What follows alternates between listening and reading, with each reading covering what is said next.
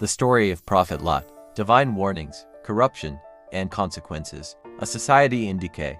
Prophet Lut, a righteous man and nephew of Prophet Abraham, was sent to guide the people of Sodom and Gomorrah. These cities were notorious for widespread corruption, deviance, and acts of immorality. They rejected divine laws, mocked faith, and indulged in excessive lust. In today's context, this parallels movements that abandon spiritual principles for unchecked freedom, materialism, and power. Secret agendas driven by powerful elites aim to depopulate and control humanity through social and psychological manipulation. The corruption of Sodom. The people of Sodom were not only guilty of immoral behavior but of systematic exploitation. The society had become a hub for abuse, where visitors and the vulnerable were preyed upon. Lut tirelessly warned them, saying, "Do you commit such abominations in public, without shame? You have strayed far from the path of righteousness." The leaders of Sodom ridiculed him, declaring that his warnings were irrelevant in their progressive society. "Drive Lut and his followers from our city. They wish to impose their morals on us," they said. The modern parallel, moral decay and hidden agendas. In today's world, similar patterns emerge through movements that, under the guise of liberation, promote extremes that harm society's spiritual and moral foundation.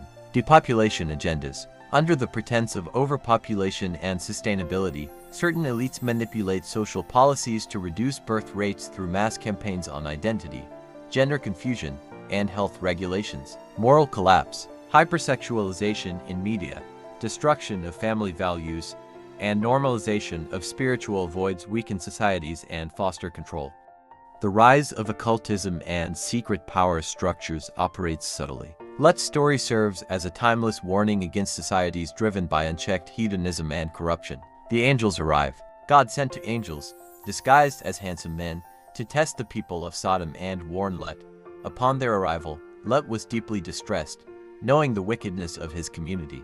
"This is a terrible day," he whispered. The people quickly surrounded Lut's house, demanding that he hand over his guests to them for abuse. Lut pleaded, "These men are my guests, do not disgrace me.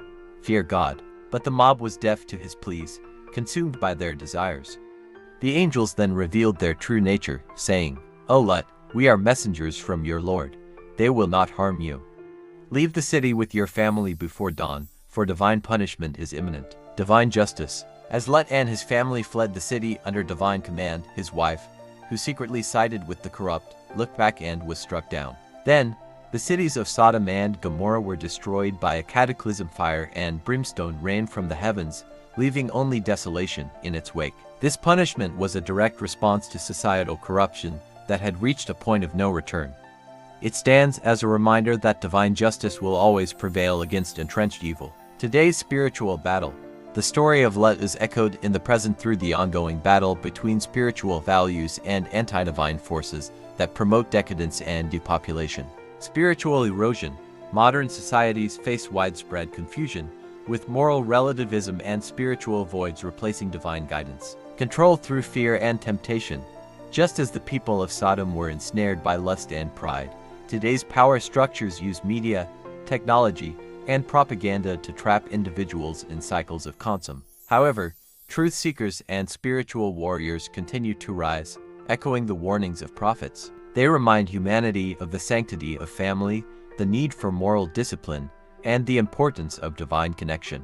Redemption and hope. Though Sodom was destroyed, Lut's survival symbolizes hope for those who choose to return to divine principles. Societies can still heal if they acknowledge their wrongs, restore family values, and reject the influence of false power structures. Faith communities around the world draw strength from this story, using it to guide their actions in combating spiritual warfare today.